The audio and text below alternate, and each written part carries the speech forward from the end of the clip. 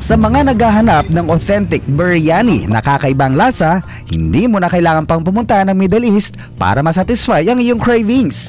Meron na kasing Mediterranean-inspired resto din sa Batangas City na nag-o-offer ng mas level up na biryani. Ang kanilang biryani kasi, karne ng kambing ang kanilang toppings.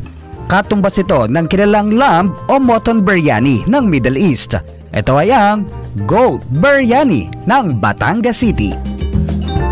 Isa ito sa mga bestsellers ng Eats Persia na matatagpuan sa MH Del Pilar Street, Barangay 2, Batangas City.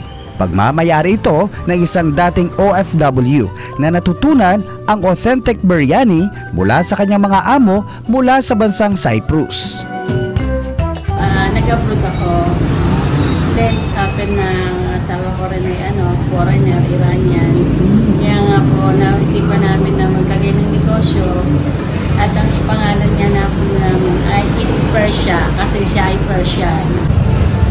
Dahil sila lamang ang nag-offer nito, madalas puntahan ang kanilang resto ng mga dating OFWs na namimiss ang lasa ng biryani. Ayon kay Mavi, una nilang target ay lamb biryani, ngunit dahil mahirap ang supply nito, kaya pinili nila ang karne ng kambing. Binabalik-balikan umuna ito ng kanilang mga customers matapos na unang matikman. Anong kakaiba sa inyong goat biryani? Siyempre. Sasabihin ko, masarap ang luto. Oo naman. Yes. I'm sure naman masarap ang luto ko. Otherwise, mga customer ko naman po, sa kanila sila nagsasabi, hindi masarap yung biryani namin. Biryani ko. So ito na nga mga kabrigada ang ikinagmamalaki ng Eats Persia na goat biryani. Yan. So, si ma'am mismo ang nagluto. So, ito matitikman na natin. Malambot ha? Malambot.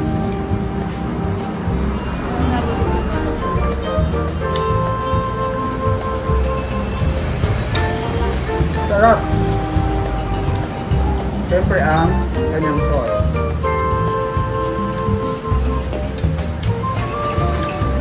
Sumasalog ang lasa. Masarap ma'am. Congrats! Ang sarap!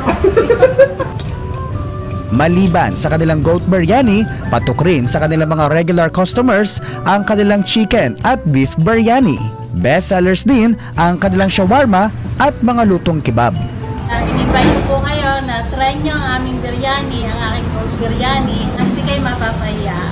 Sasarapan ko palalo pag kayo babalik lagi. Sa mga hanap ay Mediterranean food trip ngayong Christmas holidays, swak ang kainang ito na aming nahanap. Pagkaing Middle East na nilagyan ng Pinoy taste. Pagkaing nagpapatunay na kahit saang sulok ng mundo, may Pinoy na nagsusumikap na ang tanging hangarin ay makasama ang pamilya sa salo-salo ngayong Pasko. Mula din sa Batangas City, katuwang ang Drive Max Herbal Capsule. In the heart of changing lives, ako si Brigada Mike Salgado ng Brigada News FM, The Music News Authority.